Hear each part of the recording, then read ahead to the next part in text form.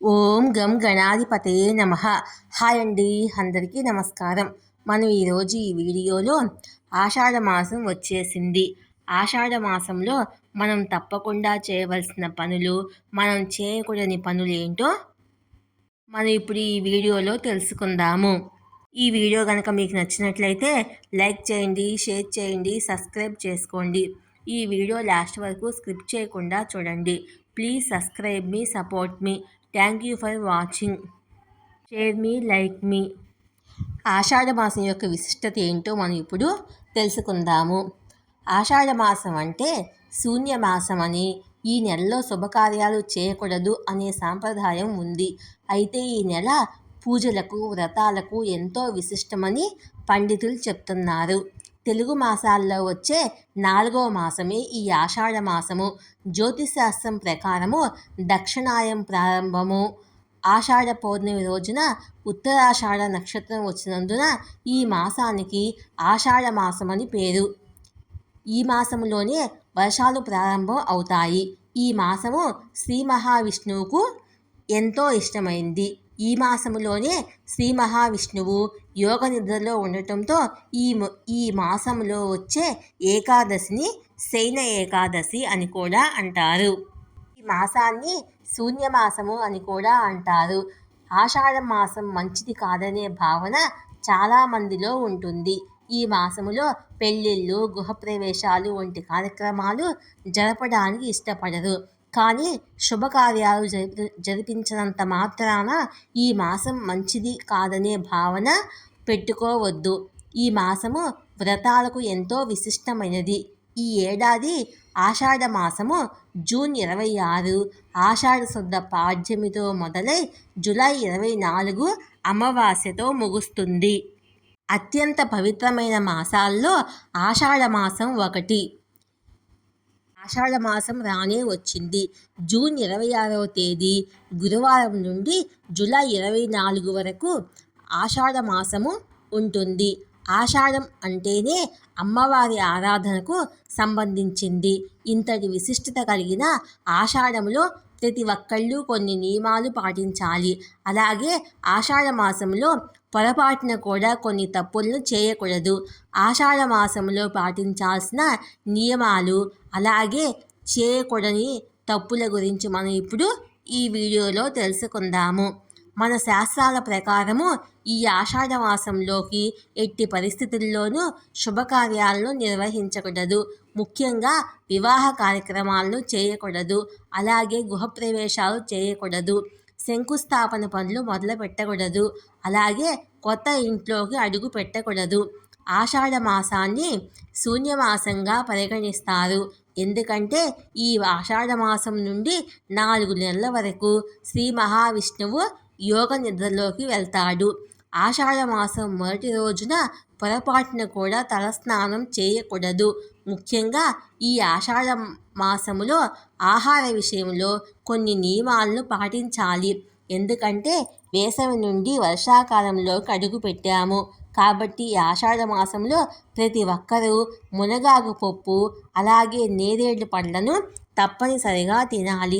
అయితే ఈ ఆషాఢ మాసంలో వీలైనంత వరకు ఆకుకూరలు, మాంసాహారము, బెండకాయలు, వెల్లుల్లి, అలాగే ఉల్లిపాయలు వంటి ఆహార పదార్థాలకు దూరంగా ఉండండి. ఆషాఢ మాసము శుభకార్యాలకు మంచిది కాదు.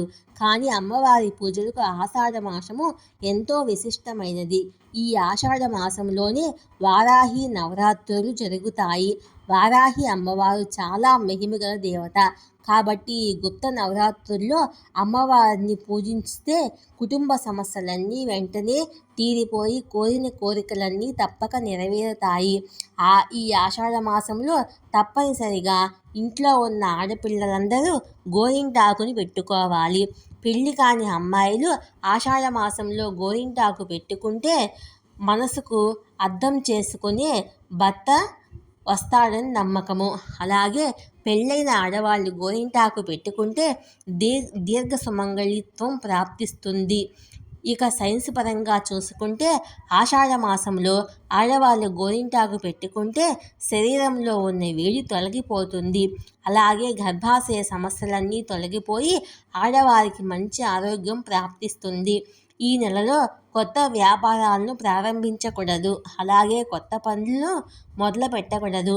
ఆషాఢ మాసంలో చేసే పూజలకు రెట్టింపు పుణ్య ఫలితం వస్తుంది. కాబట్టి ఈ నెల రోజులు వీలైనంత ఎక్కువగా ఇంట్లో దీపారాధన చేసుకోండి. దైవ మంత్రాలను జపించండి. మరీ ముఖ్యంగా ఈ ఆషాఢ మాసంలో వచ్చే ప్రతి మంగళవారము, శుక్రవారం నాడు తప్పనిసరిగా లక్ష్మీదేవిని పూజించండి. లక్ష్మీదేవి ఆశీర్వాదంతో మీ ఇల్లంతా కనకవర్షంతో నిండిపోతుంది. సంతానం కోసం ప్రయత్నించే దంపతులు ఈ ఆషాఢ మాసంలో బ్రహ్మచర్యం పాటించాలి.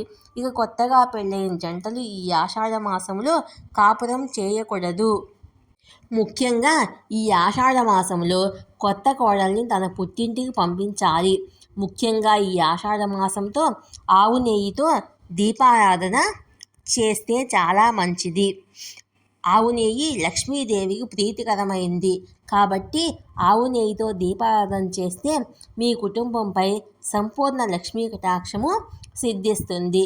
ప్రతి ఆషాఢ శుక్రవారం నాడు లక్ష్మీదేవిని విశేషంగా పూజించాలి.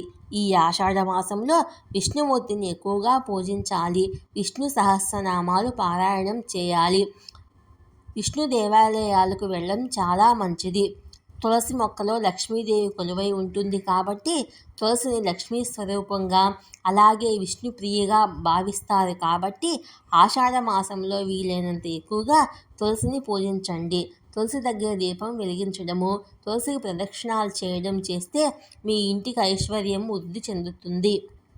మీ భర్త ఆదాయము కూడా పెరుగుతుంది.